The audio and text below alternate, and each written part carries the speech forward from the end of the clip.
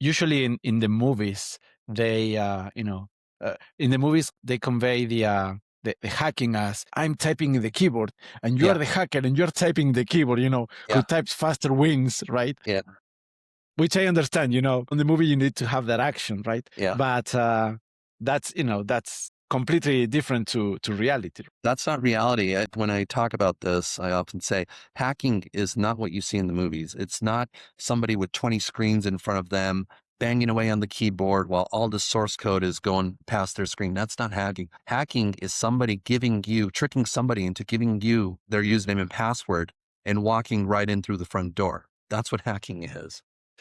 Right. And can you describe a little more of how what happens when when an executive learns about that they've got attacked, they got exposed, so they can learn a little bit more of they can have a little more awareness of that experience, so we can prepare them a little bit more Yeah, to it's not I've get been through hacked. this so I've been through this quite a few times, and what I've seen quite often is the instinct is panicking or Right. blaming somebody. That's not helpful in a situation like this. So the right move is slow down. First, let's contain. Let's understand what's happening and let's contain it to prevent it from spreading. Communication is key. There needs to be a leader. There needs to be somebody that can make decisions, that's authorized to make decisions, whether it's talking to customers, talking to law enforcement, talking to regulators, directing the team. There needs to be a documented process of what that chain of command looks like. Decisions need to be made beforehand. If this happens, we need to do this, and then this, and then this. Because keep in mind, you've got to protect, it's not just the systems you need to protect, but for a business leader,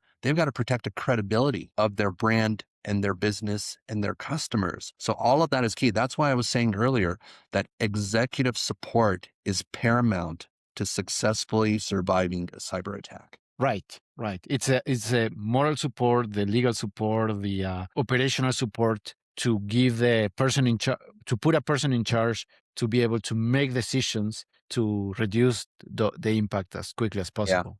Yeah. Oftentimes though, it's security is having to be sold. These types of things are having to be sold from the bottom up rather from the top down. And you're going to have the best success to survive something like this if you have support from the top down, because everybody will fall in line. I I now that we're talking about this, I remember a joke from The Simpsons. I grew up watching The Simpsons. Oh, I love Where the show. they are in the power plant and they go through checkpoints and checkpoints and checkpoints, and then they have a crappy door that goes outside, and a dog is inside the I remember that. security room, right? Yeah.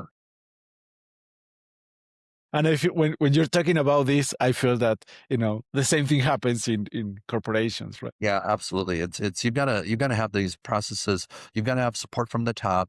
You've got to have these processes documented. You've got to have them practice in not a live situation. So when a live situation were to ever occur, everybody knows what they're supposed to do. Everybody knows their roles. Nobody's panicking. Nobody's blaming. Everybody just does what they're supposed to do.